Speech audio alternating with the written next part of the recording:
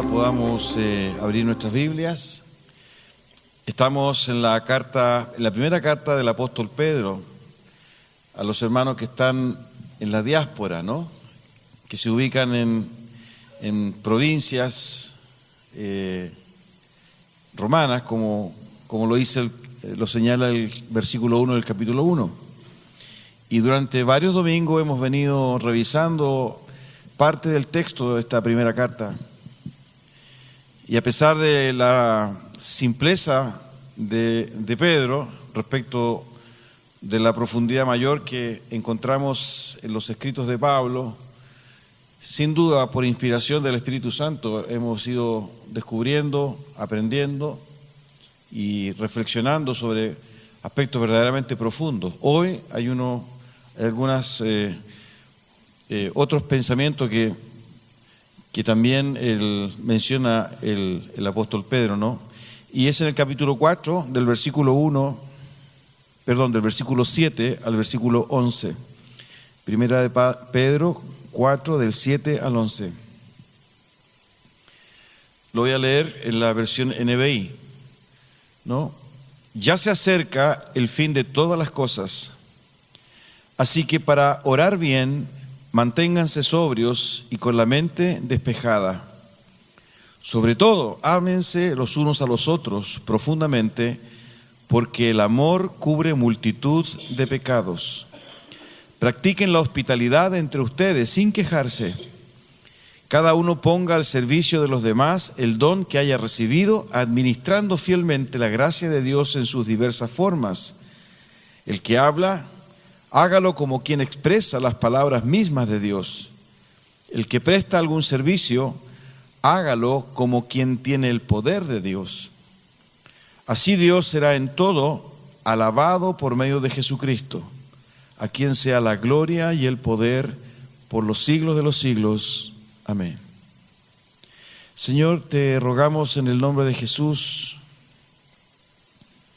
que nos ayudes, Dios mío, en este momento, a adentrarnos en estas frases, en estas palabras, Señor, que fueron desarrolladas por inspiración tuya hace tantos años atrás, Señor, en Pedro, para bendición de hermanos, Señor, que se ubicaban en lugares tan diferentes, muy probablemente muchos de ellos ni siquiera conocidos por Pedro.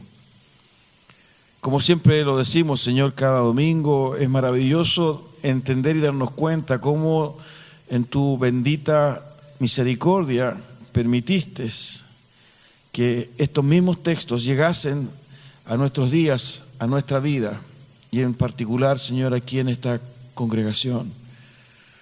Señor, ayúdanos a poder reflexionar sobre ellos con un corazón humilde, Señor. En el nombre de Jesús. Tú sabes, Señor amado Dios, cómo hoy hemos llegado hasta este lugar, lo que hay en la intimidad de nuestra alma y de nuestro corazón.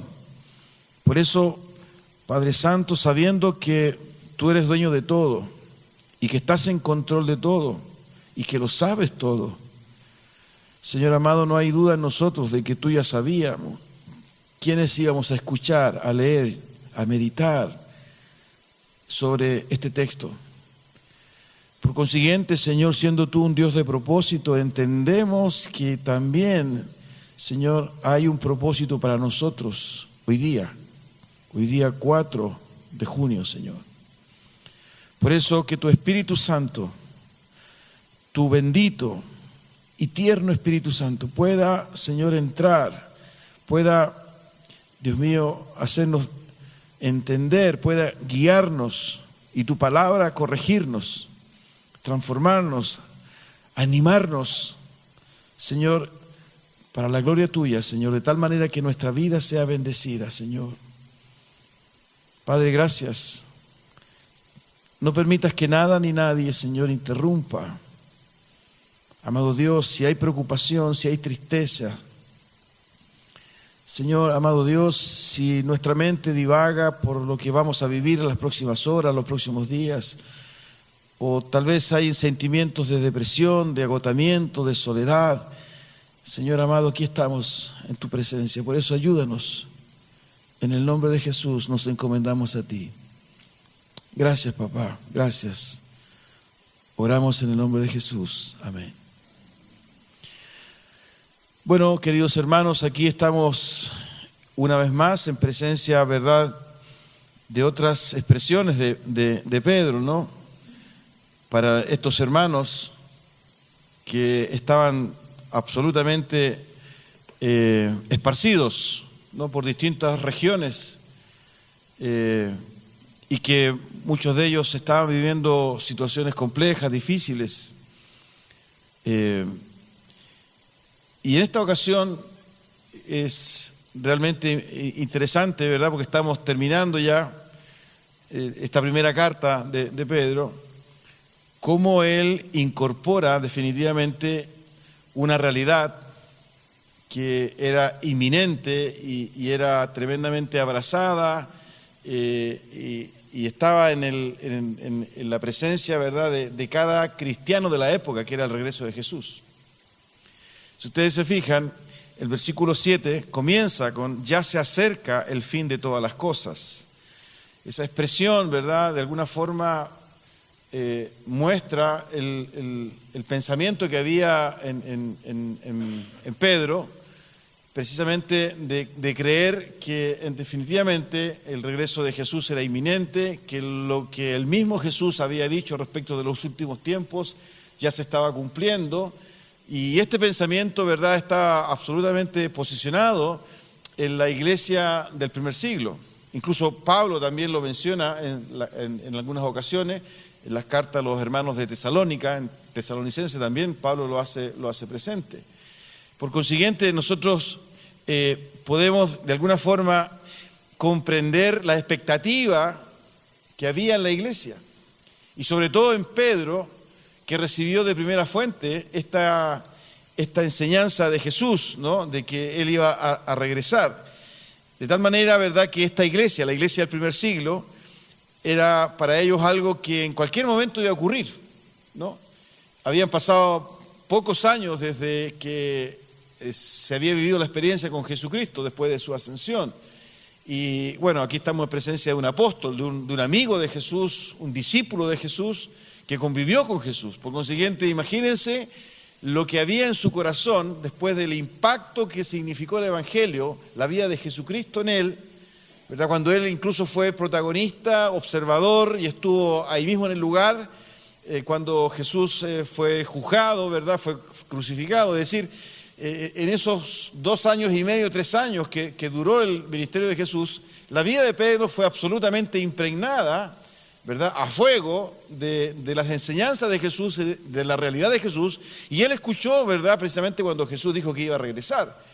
Y eso se transmitió, era uno de los íconos de la iglesia primitiva. Él regresa, Él regresa.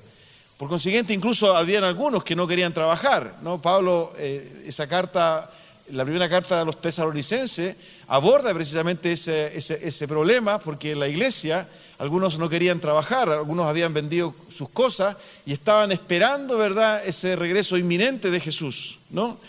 Y cuando uno revisa un poco las enseñanzas de Jesús para ver el impacto que provoca en Pedro, lo más probable, ¿verdad?, que él haya tenido en su corazón esas expresiones de Jesús ahí en el capítulo 14 de Juan. Si usted abre su Biblia, en Juan, capítulo 14, versículos 2 y 3, usted se va a dar cuenta, ¿verdad?, y que lo que señala Jesús en ese momento tan íntimo, sin duda quedó impregnado, ¿verdad?, en la intimidad de Pedro. Dice así, ¿verdad?, Juan 14, 2 y 3, en el hogar de mi Padre hay muchas viviendas. Si no fuera así, ya se lo habría dicho a ustedes. Voy a prepararles un lugar, y si me voy y se lo preparo, vendré para llevármelos conmigo. Así ustedes estarán donde yo esté. Fíjense las expresiones, ¿no? Y si me voy y se lo preparo, vendré para llevármelos conmigo. Así ustedes estarán donde yo esté. Esto lo escuchó Pedro. Y lo escuchó precisamente, según el relato de Juan, ¿verdad?, desde el capítulo 13 en adelante, en momento en que Jesús estaba compartiendo los sucesos que él mismo iba a vivir en pocas horas más. ¿no? Es la ocasión, como lo hemos compartido en otras oportunidades, en que Jesús le lava los pies a sus discípulos. Es la ocasión, ¿verdad?, en que tienen la cena pascual. Es la ocasión, ¿verdad?, en que Él les plantea el desafío del amor entre ellos como testimonio misionero de que ellos son sus discípulos, ¿no? Por consiguiente, es el momento en que Él dice que tiene que partir y que al lugar a donde él iba, ellos no lo podían seguir. Imagínense estos hombres que lo habían dejado todo, absolutamente todo, ¿verdad? Y seguramente más de alguno tiene que haber tenido problemas en su entorno, pero lo habían hecho por Jesucristo y además habían sido testigos del ministerio de Jesús, de lo que Él había enseñado, lo que Él había hecho. Y en esta ocasión, ¿verdad?, ellos escuchaban, Pedro particularmente, escuchaba lo que Jesús les decía en aquel momento, ¿no? Vendré para llevármelos conmigo, así ustedes estarán donde yo esté. Después de todo lo que Jesús había hecho, después de todo lo que Jesús le había enseñado, es indudablemente una expresión que quedó marcada, ¿verdad?, en el corazón de los apóstoles, en este caso de Pedro, y es algo que la iglesia como doctrina incluso vivió y como credo lo vivió fuertemente ese primer siglo, hasta el día de hoy. A diferencia de que hoy día, ¿verdad?, nosotros no tenemos ese regreso de Jesucristo, ¿verdad?, tan inminente en nuestra cabeza, en nuestros pensamientos. Pero en la iglesia primitiva sí lo era. Por eso que Pedro, ¿verdad?, en la sencillez de su reflexión, ¿no?, sin tener la erudición y sin tener la complejidad tal vez o la profundidad teológica de Pablo, él comparte absolutamente todas estas experiencias, estas enseñanzas de Jesús, ¿verdad? Y una de ellas es precisamente esta: el tiempo del fin se acerca. Jesucristo está por venir, ¿no? Es inminente su regreso. Fíjense cómo lo expresa Pablo. Pablo, ¿verdad?, fue un poquito más directo. Fíjense en 1 Tesalonicenses, si usted abre su Biblia, en 1 Tesalonicenses capítulo 4, versículos 16 y 17, podemos constatar, ¿verdad?, cómo lo vivía, cómo lo sentía, cómo lo creía Pablo. Dice así: el Señor mismo descenderá del cielo con voz de mando, con voz de arcángel y con trompeta de Dios, y los muertos en Cristo resucitarán primero. Él está compartiendo, ¿verdad?, el regreso de Jesucristo. Pero fíjense lo que dice después: luego los que estemos vivos, los que hayamos quedado, seremos arrebatados junto con ellos en las nubes para encontrarnos con el Señor en el aire. Y así estaremos con el Señor para siempre. Fíjense que él habla en primera persona plural, ¿no? Los que estemos vivos, los que hayamos quedado, seremos arrebatados junto con ellos en las nubes para encontrarnos, y así estaremos con el Señor para siempre. También para Pablo, ¿verdad?, era inminente. Incluso él pensaba que iba a ser observador y testigo. Él viene, ¿no? Y es muy probable que los que quedemos seamos también arrebatados. Entonces, este pensamiento es clave, queridos, porque ayuda a entender, ¿verdad?, la fuerza, ¿verdad?, que tenía esa iglesia, la esperanza que tenía esa iglesia. Uno logra entender, ¿verdad?, algunas reflexiones de Pablo, cuando él precisamente, y Pedro también lo vimos en los primeros capítulos, cuando plantea, ¿verdad?, la realidad de la tribulación, la realidad de la prueba, ¿verdad?, pero lo plantea como algo temporal, absolutamente pasajero, porque lo que viene, ¿verdad?, es algo espectacular, es genial, ¿verdad?, que tiene que ver con el regreso y con el estar juntos. Con Él estaremos para siempre. ¿Con quién? Con nuestro Señor. Entonces, esa expectativa, ¿verdad?, estaba posicionada fuertemente en la iglesia, era parte de su testimonio, era parte de su esperanza, ¿no? Precisamente, además, el Espíritu Santo se encargaba de reforzar fehacientemente, ¿verdad?, esta verdad y esta enseñanza de Jesucristo. Él iba a regresar, ¿no? Los que estemos vivos, los que hayamos quedado, seremos arrebatados, decía Pablo, ¿no? Y fíjense que es interesante que en ese contexto de entender que el fin se acercaba, Pedro no solo recuerda esta expresión probablemente que señalaba el Evangelio de Juan, ¿no? Cuando Jesús les dice, vendré para llevármelos conmigo, sino que también es probable que Pedro recordara, ¿verdad?, otra expresión de Jesús, que ahora quiero llevarlos a Marcos, por favor, Marcos capítulo 13, versículos 32 y 33, que es otro momento en que Jesús está con sus discípulos y precisamente hace mención, ¿verdad?, a los últimos tiempos. Y en este relato que aparece ahí en Marcos capítulo 13, ¿verdad?, Jesús está conversando con Jacobo, con Juan, con Andrés y con Pedro, y les relata, ¿verdad?, algunas de las señales antes del fin. Y en ese contexto Jesús les dice, pero de aquel día y de la hora nadie sabe, ni aun los ángeles que están en el cielo, ni el Hijo, sino el Padre. Mirad, velad y orad, porque no sabéis cuándo será el tiempo. Leí Marcos 13, versículos 32 y 33. Lo vuelvo a leer. Pero de aquel día y de la hora nadie sabe, ni aun los ángeles que están en el cielo, ni el Hijo, sino el Padre. Mirad, velad y orad, porque no sabéis cuándo será el tiempo. Por consiguiente, ¿verdad?, en el contexto de su regreso, en el contexto de lo que Jesús comparte, ¿verdad?, a ese grupo, aquí es un grupo reducido, pero que obviamente es una verdad que Él transmitió permanentemente, ¿verdad?, ahí en Juan capítulo 14 lo encontramos, fue en virtud de señales que iban a ocurrir, pero también, ¿verdad?, una actitud que debían tener esos discípulos. Y dentro de eso, de esa actitud, aparece, ¿verdad?, este versículo que acabo de leer, donde Jesús les llama a velar, donde Jesús los llama a orar, velar, estar preparados. Y por esa razón, ¿verdad?, en su carta Pedro también lo menciona. Cuando Pedro está diciendo, ya se acerca el fin de todas las cosas, así que para orar bien, manténganse sobrios y con la mente despejada, Pedro seguramente, ¿verdad?, de alguna forma está haciendo mención a lo que él mismo escuchó de Jesús cuando Jesús les dijo, tienen que estar preparados, tienen que estar orando. El regreso es inminente. Vuelvo por ustedes. Hay señales, hay cosas que van a ocurrir y cuando se acerca ese fin, velen.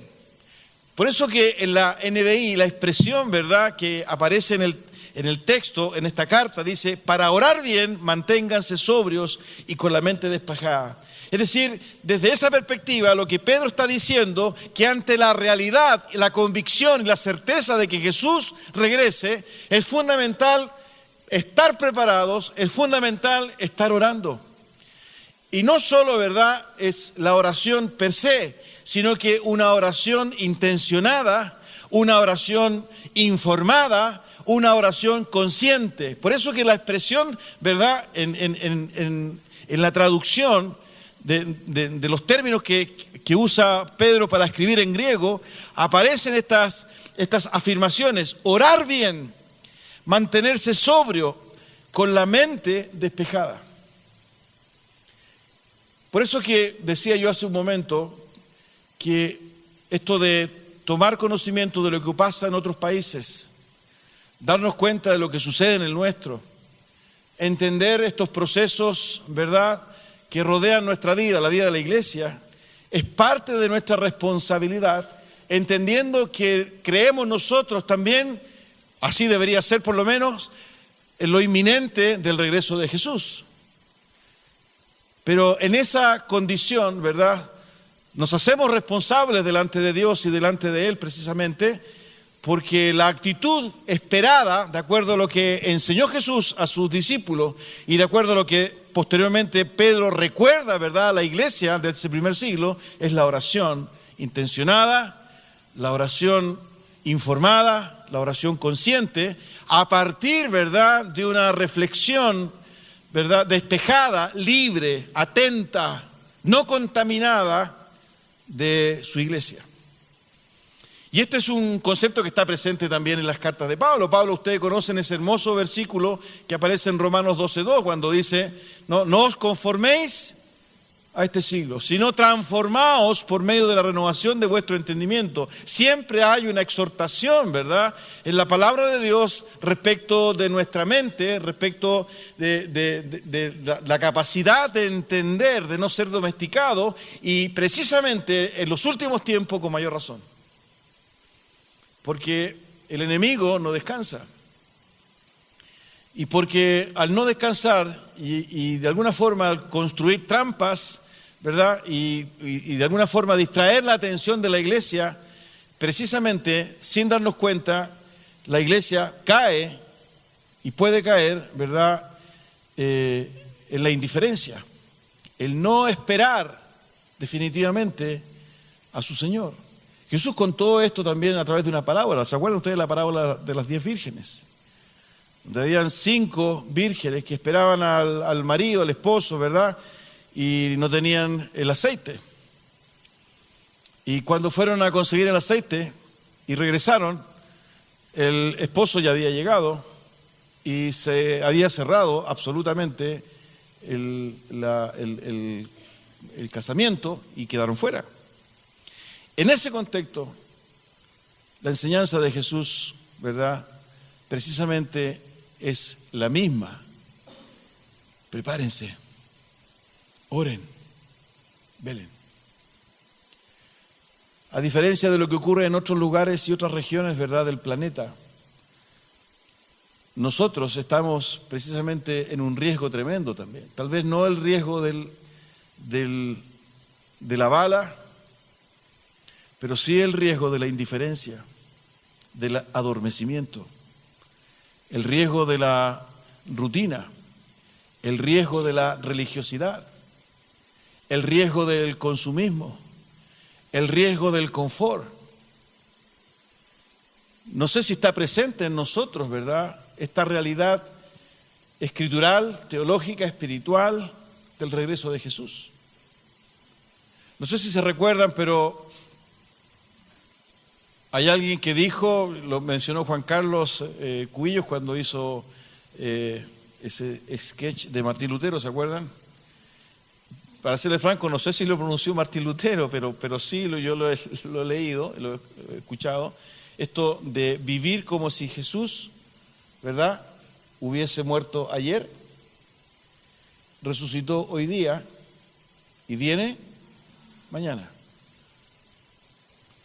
Es decir, con una expectativa permanente, con una esperanza a flor de piel, de tal manera, ¿verdad?, de contagiar nuestra actitud frente a la vida.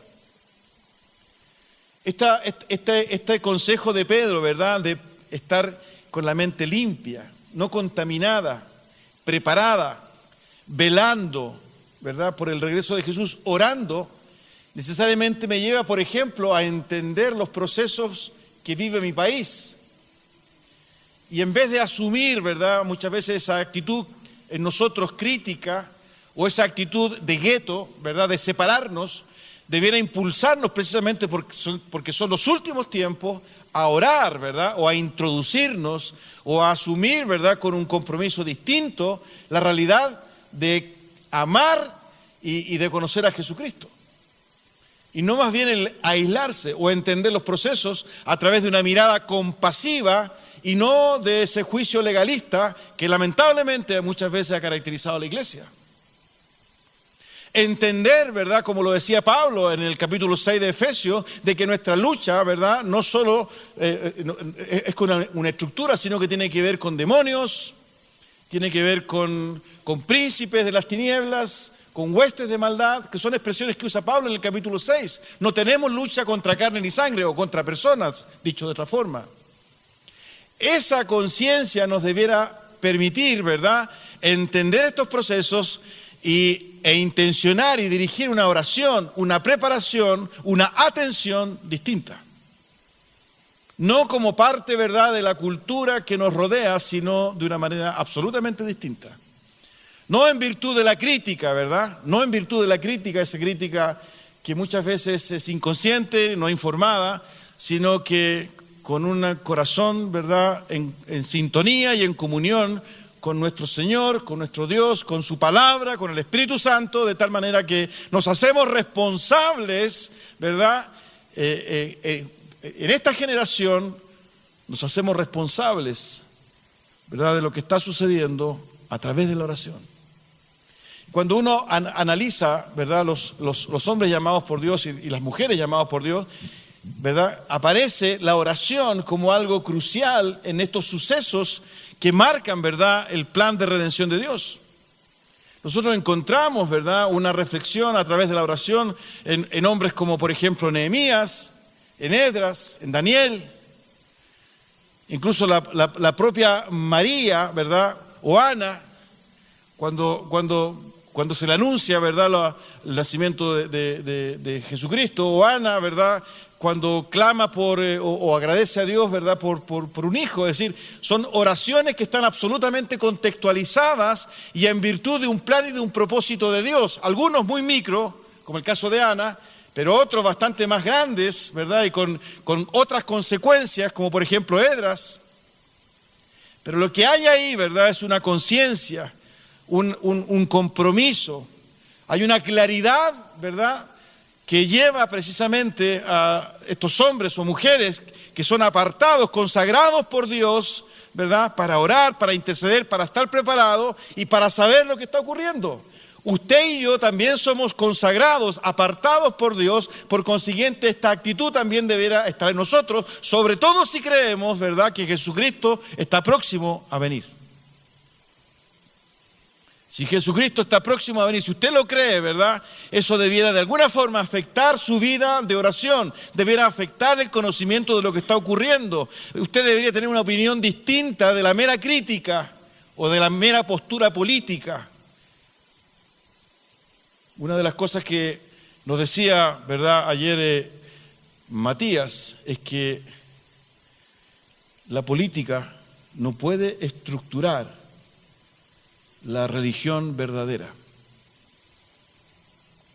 A propósito de la conclusión que él sacó por lo que sucedió con Martín Lutero. Porque una de las cosas que entendimos ayer es el contexto en el cual Martín Lutero, ¿verdad?, se desenvuelve. Un contexto impregnado, ¿verdad?, por la religiosidad, por el poder, por la política. Y si bien se dieron ciertas condiciones que permitieron que esto creciera y avanzara, ¿acaso Dios no estaba presente en eso? ¿Acaso la postura de este hombre, ¿verdad?, y su pensamiento y su reflexión con todos sus ripios, no estaba consciente de lo que estaba ocurriendo? No había una postura, no había una respuesta. Por eso, queridos, la responsabilidad que nosotros tenemos es bastante igual como lo ha tenido la iglesia a través del tiempo, porque el propósito de Dios es a través de su iglesia. Fíjense que el segundo elemento que plantea Pedro, no solo es esto de orar, de mantenerse atentos, sobrios, ¿verdad?, con esa mente despejada, sino que el segundo elemento que plantea Pedro como consecuencia del regreso inminente de Jesús es el amor. Fíjense lo que dice el versículo 8. Sobre todo, ámense los unos a los otros profundamente, porque el amor cubre multitud de pecados. Practiquen la hospitalidad entre ustedes sin quejarse. Es decir, no solo, ¿verdad?, dado la inminente regreso de Jesús y que requiere, ¿verdad?, estar orando, estar atentos, ¿verdad?, con esa oración informada, consciente, sensible, ¿verdad?, para que el Señor obre, sino que además hay un testimonio colectivo, comunitario, amarse profundamente, recibirse mutuamente, entregarse. El concepto de hospitalidad, fíjense que el concepto de hospitalidad tiene que ver con algunos términos que ya los conocemos, ¿no? La hospitalidad filóxenos, en griego, que viene, ¿verdad?, de dos palabras compuestas. Una de ellas es filos, que significa querido, amigo, amor, significa amistoso, ¿no? En fin, por consiguiente, lo que hay acá es un llamado a vivir en los últimos tiempos el amor profundo, desinteresado entre los discípulos y las discípulas, que también se transforma en un testimonio absolutamente misionero y evangelístico, dicho por el propio Señor Jesucristo. ¿Se acuerdan? Yo siempre lo repito: en esto conocerán que sois mis discípulos. Por consiguiente, una vez más, Pedro plantea definitivamente, ¿verdad?, esta cualidad que es absolutamente necesaria cultivar, desarrollar, incentivar, entender, intencionar, obedecer en lo que es la comunidad de Dios. Y lo plantea con un énfasis tremendo, profundamente, fervientemente, creo que dice la Reina Valera, fervientemente. Es un amor, ¿verdad?, sincero, no el amor político, no el amor de la relación superficial. Aquí hay un compromiso. Cuando Pablo plantea, ¿verdad?, la hospitalidad, de alguna forma, ¿verdad?, Pedro, de alguna forma él está señalando definitivamente que este amor no es una mera intención verbal. Uno de nuestros problemas hoy día en esta sociedad es la superficialidad de nuestras relaciones, son las distancias, los trabajos, en fin, hay una serie de elementos que muchas veces se confabulan, incluso ciertas prácticas hoy día que han atomizado al individuo, de tal manera que cada uno vive su propia realidad y su propio metro cuadrado. Bueno, la iglesia tiene que responder frente a eso. La iglesia, ¿verdad?, tiene que llevar una cultura de vida distinta, no como un grupo de amigos o de amigotes o de familias, porque a veces las iglesias se estructuran por grupos de amigos, fundamentalmente, o por grupos de familia. Eso no está mal. Lo que hay acá, ¿verdad?, es algo superior a eso. Porque en definitiva, ¿verdad?, lo que hay es el llamado, es la consagración, es la separación, es la santidad a la cual el Señor ha llamado por su misericordia y por su propia voluntad a hombres y mujeres, y los ha hecho converger a una realidad local, ¿verdad?, a una comunidad local donde tienen que vivir estas enseñanzas del reino de Dios. Esa experiencia y esa vivencia se transforma, ¿verdad?, en un contexto absolutamente distinto, en un verdadero testimonio evangelístico. Eso definitivamente es algo que está vigente totalmente hasta el día de hoy. Y el llamado de Pedro es: no dejen de amarse. El fin está cerca. Entréguense, recíbanse. El concepto de amar o el concepto de hospitalidad, ¿verdad?, está vinculado a esta acción de entregar y de dar. Porque fíjense que incluso la expresión de Pedro, cuando hace mención a esta cualidad, dice: porque el amor cubre multitud de pecados. Esa expresión, el amor cubre multitud de pecados, definitivamente está hablando, ¿verdad?, como este acto de dar. ¿Qué fue lo que hizo Dios con nosotros? El amor de Dios, ¿verdad?, el amor que nos brindó, que nos entregó, hizo olvidar nuestros pecados a través de Jesucristo. Por consiguiente, el llamado que hay acá, ¿verdad?, dado que estamos viviendo los últimos tiempos, ustedes, por favor, no dejen de entregarse, no dejen de dar, no dejen de brindarse, no dejen de amarse, no dejen de perdonarse, no dejen de contenerse, de acompañarse. La expresión. No en un sentido egoísta, de gueto, no separado, en absoluto, porque ese solo hecho, ¿verdad?, se transforma en un testimonio evangelístico. No es ese amor egoísta, ¿verdad?, ese amor que de una especie de célula que se cierra donde nadie más puede entrar. Ese no es el amor de Dios. Aquí nos está llamando a vivir una experiencia entre cuatro paredes, porque nosotros somos los buenos y ellos son los malos. Ese no es el amor de Dios. Lo que hay acá, ¿verdad?, es un amor que desborda, porque es el amor de Dios. Y si hay algo que Dios le ha dado, ¿verdad?, a la iglesia, es su amor. Romanos 5:5. El amor de Dios ha sido derramado en vuestros corazones por el Espíritu Santo que os fue dado. Y esto trasciende nuestro carácter. Porque es el amor de Dios. Aquí la disculpa de que yo soy así, ustedes me conocen, ¿verdad? Yo digo las cosas por su nombre y voy directo al grano. El concepto de hospitalidad, ¿verdad? Significa este amor fraternal, ¿no? Que cubre multitud de pecados. ¿Qué significa, verdad? Que yo perdono a mi hermano por el daño que me ha hecho. Yo tengo cuidado, ¿verdad? Con mi hermano o mi hermana por lo que ha hecho, ¿verdad? Yo me entrego, ¿verdad? Y eso está hablando. Y fíjense la relevancia de ese testimonio en el contexto de que el fin se acerca. Y cuando la comunidad vive esa experiencia, ¿verdad? Los que han de ser salvos son añadidos por Él, por el Señor. Sin mayores esfuerzos, ¿verdad? O estrategias de merchandising o comerciales, ¿verdad? O agendas repletas, ¿verdad? De actividades. O tratando de echar a correr la creatividad y la imaginación. ¿Qué hacemos ahora? Vivir el Evangelio. En sintonía con Dios, orar, ¿verdad? Con conocimiento, con sensibilidad, como decía Pablo, ¿verdad?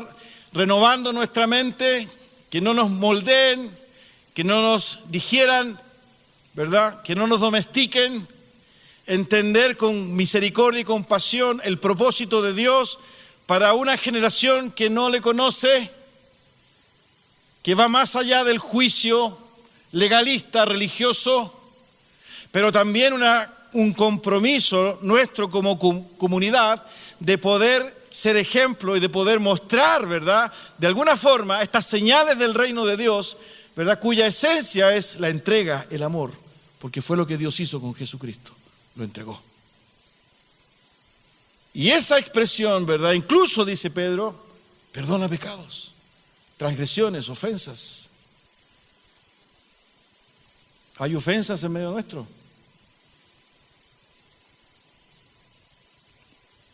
Eso tenemos que revisarlo. No puede ser que en esta comunidad de Dios haya hermanos y hermanas que no se saludan.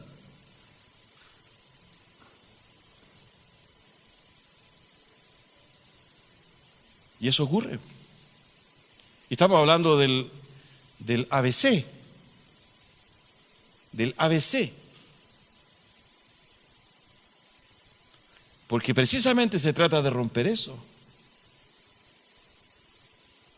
Cuando aquellas personas que buscan a Jesucristo, que buscan al Señor, que claman, ¿verdad? Y cruzan nuestras fronteras como Iglesia Cordillera, ¿qué comunidad encuentran?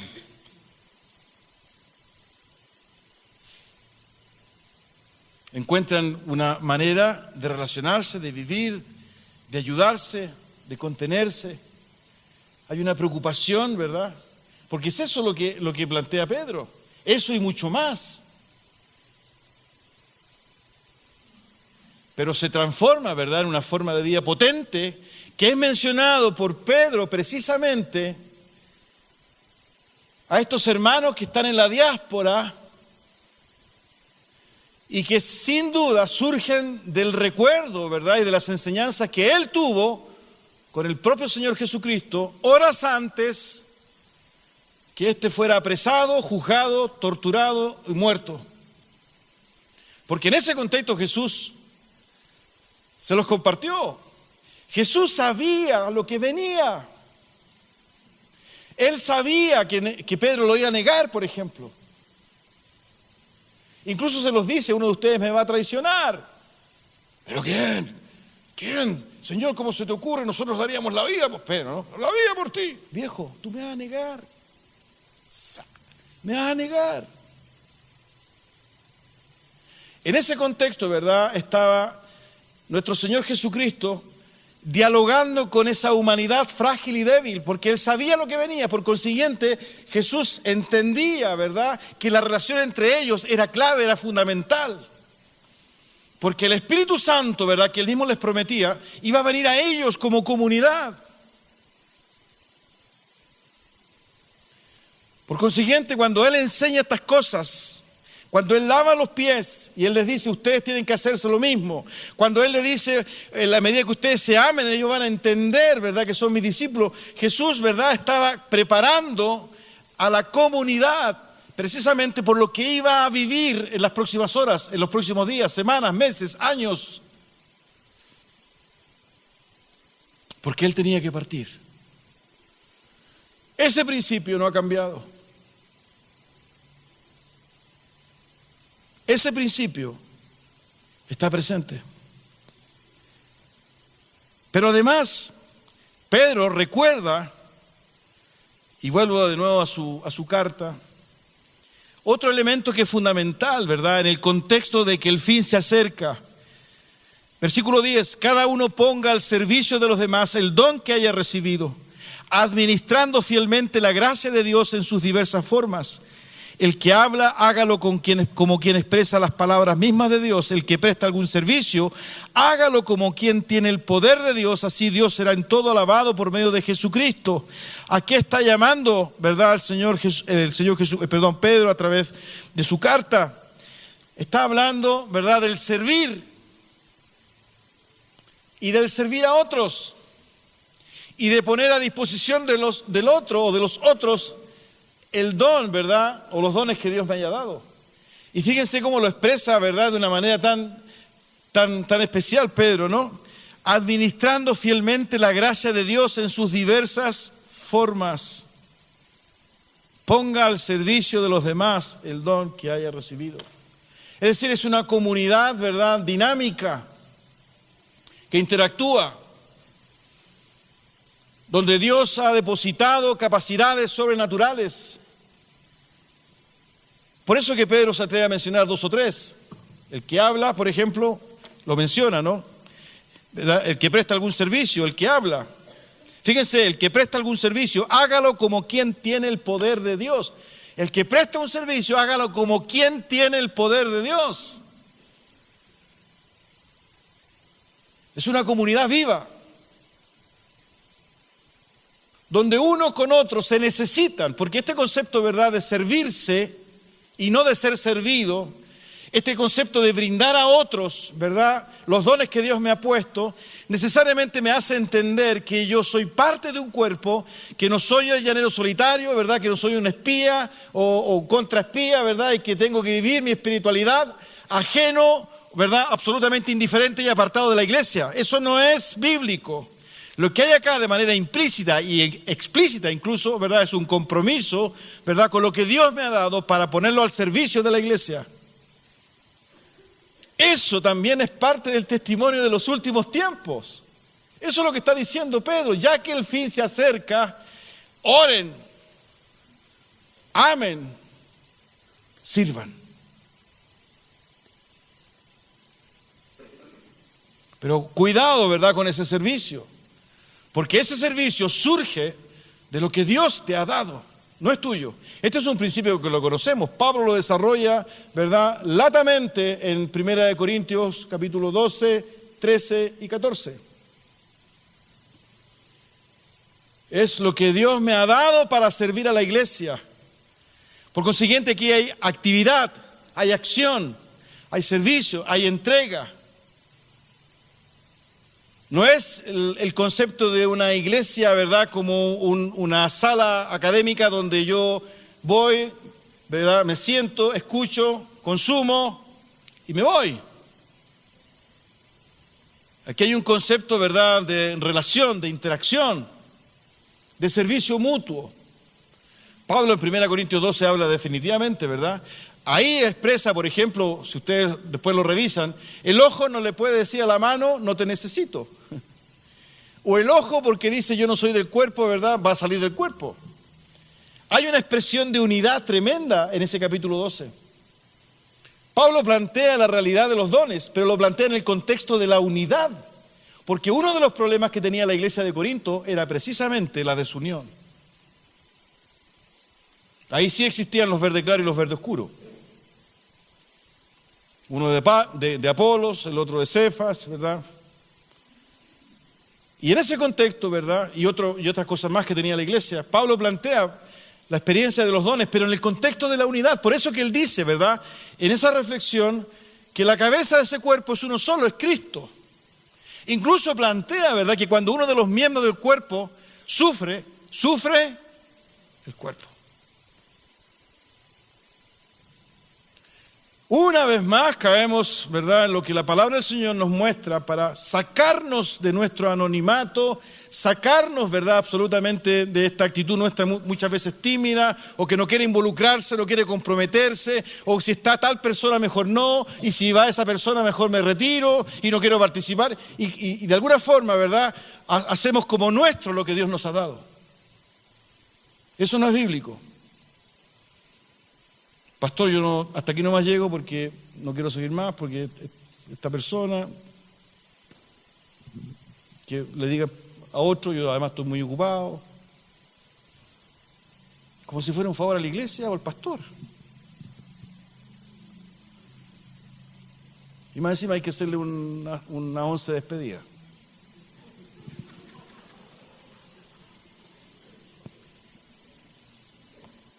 Hermano, ¿por qué estamos acá?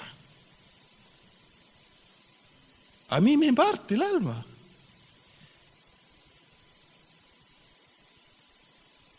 ¿Por qué cree usted que el Señor lo llamó?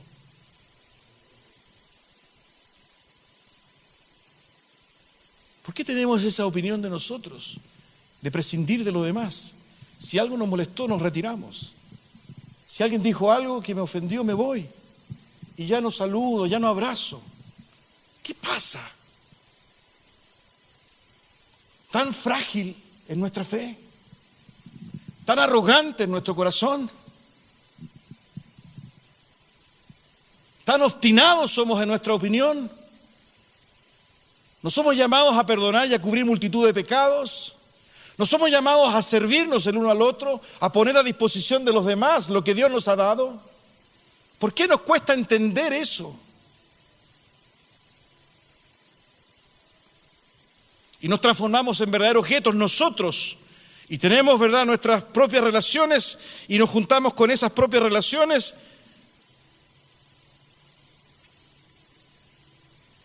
Ese no es el llamado del Señor.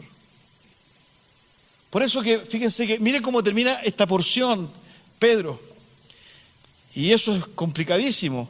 En el versículo 11, después del punto seguido, dice: así Dios será en todo alabado por medio de Jesucristo. Así Dios será en todo alabado por medio de Jesucristo, a quien sea la gloria y el poder por los siglos de los siglos. Amén. Y la iglesia dice amén. Sí, pero no vive la iglesia esto. Así será alabado en todo Dios. No es tu prestigio, no es tu honra, no es lo que tú eres capaz de hacer o lo que yo soy capaz de hacer, no es tu formación, no es tu influencia, es la gloria y la honra de Dios. Y ese es el propósito de la iglesia. Lo que vivimos ayer, por ejemplo, y lo que hemos vivido con otras experiencias como Rema, todo es para la gloria de Dios. Y el desayuno que va a tener Huella el próximo sábado es para la gloria de Dios. Y tiene que tener un sentido. La iglesia, esta es la iglesia de Dios, que está puesta por Dios acá en sus planes para anunciar el Evangelio.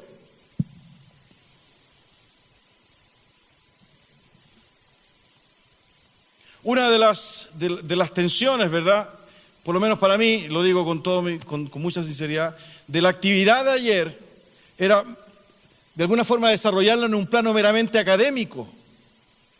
La iglesia no está para anunciar, ¿verdad?, esos aspectos, está a anunciar para el Evangelio. Sin embargo, ¿verdad?, en ese ámbito, y ayer quedó demostrado con creces, por eso que había mucha alegría, está demostrado cómo Dios incluso en ese ambiente, en la economía, en la política, en lo académico, en lo universitario, en la población, ¿verdad?, tiene pueblo. Él hace llamado, Él consagra personas, el Espíritu Santo revela verdades. Y así como Pedro, como Pablo, que murieron, Martín Lutero también murió y fue perseguido, ¿verdad? Hoy oramos, o el domingo pasado, antepasado, oramos por hermanas misioneras en Kabul, perseguidas. Porque la gloria es para Dios y porque Satanás y el enemigo precisamente quieren pervertir, distraer, dividir, corromper la iglesia.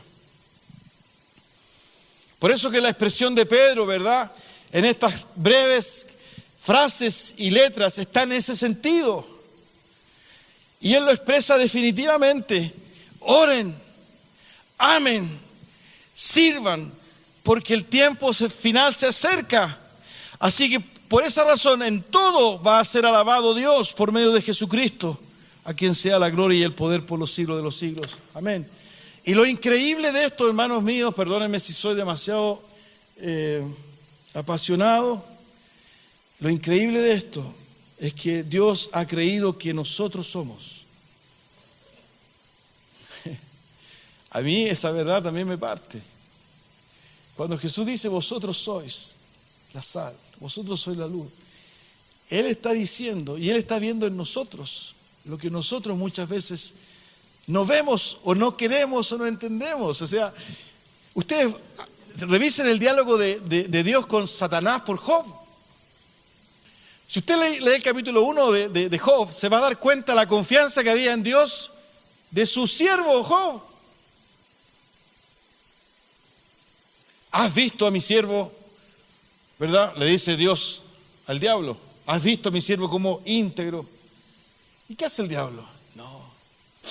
Quítale todo lo que tiene, pues va a ver si te va a adorar. ¿Quién conocía a Job? ¿Quién confiaba? Fíjense lo que estoy diciendo. Dios, hazlo. Te doy permiso, hazlo.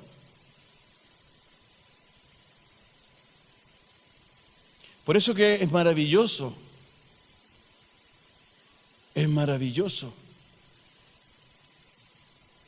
entender por la palabra de Dios, porque esto no es la opinión de Guillermo Hernández, es la opinión, esto aparece en la Biblia.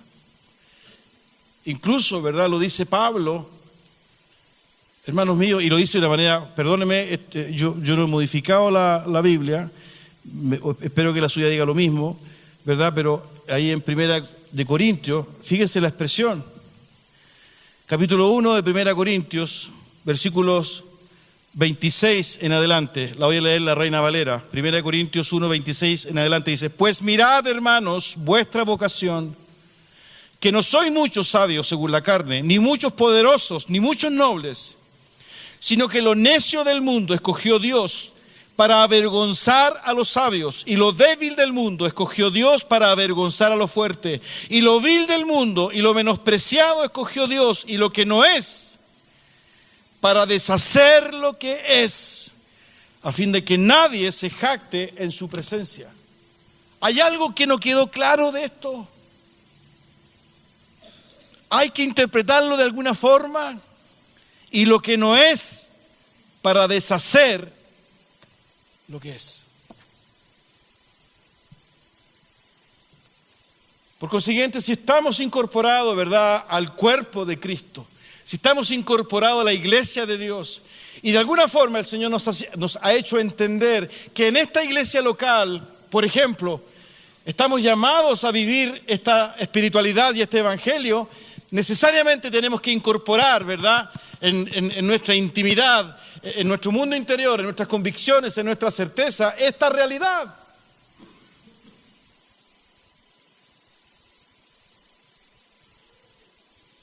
Y entender que somos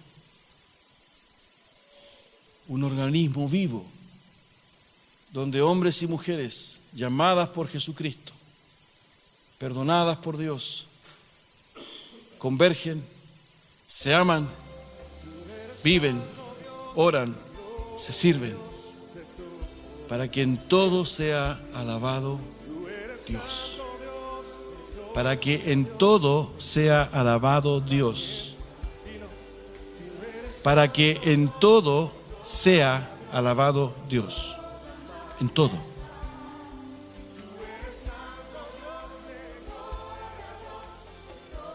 Iglesia de Dios.